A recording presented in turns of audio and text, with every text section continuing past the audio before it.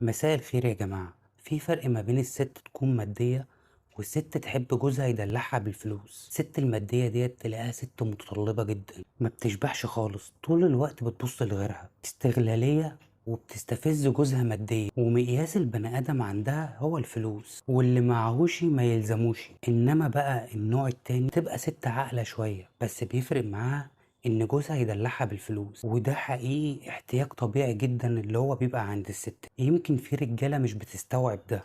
طيب ليه؟ لأن ربنا سبحانه وتعالى لما ادى للراجل القوامة قال الرجال قوامون على النساء بما فضل الله بعضهم على بعض وبما أنفقوا من أموالهم. في ارتباط قوي جدا ما بين قوامتك ورجولتك وإنفاقك. فطرة إن الراجل بيصرف على مراته أيا كانت بتشتغل ولا لأ. الست حتى لو مليونيرة بتحس بالأمان وبرجولة جوزها لما يصرف عليها. في رجالة مش بخيلة بس مش كريمة، وده ملوش علاقة ان هم اغنياء ولا فقراء، ده بيبقى طبع. في رجالة ما تعودتش تاخد بالها من الحاجات البسيطة دي، وفي رجالة بتتخيل ان المطلوب منه تجاه مراته ان هو يأكلها ويشربها بس، ويمكن ده يكون فعلا مسؤوليته قدام ربنا. بس انت مش هتتخيل فرحة الست وهي بتحكي عن جوزها وبتقول ان هو راجل كريم. هي ديت الفطرة بتاعت الست يا عم، مهما كانت مش محتاجة فلوس، حتى لو قالت لك انها مش محتاجة، او بلاش انت مزنوق دلوقتي، او رفضت لاي سبب، مجرد عرضك ده بيحسسها ان هي في كنف راجل بيدلعها. بتشوفك زي الطفلة الصغيرة اللي حاسة بالامان عشان باباها شايلها.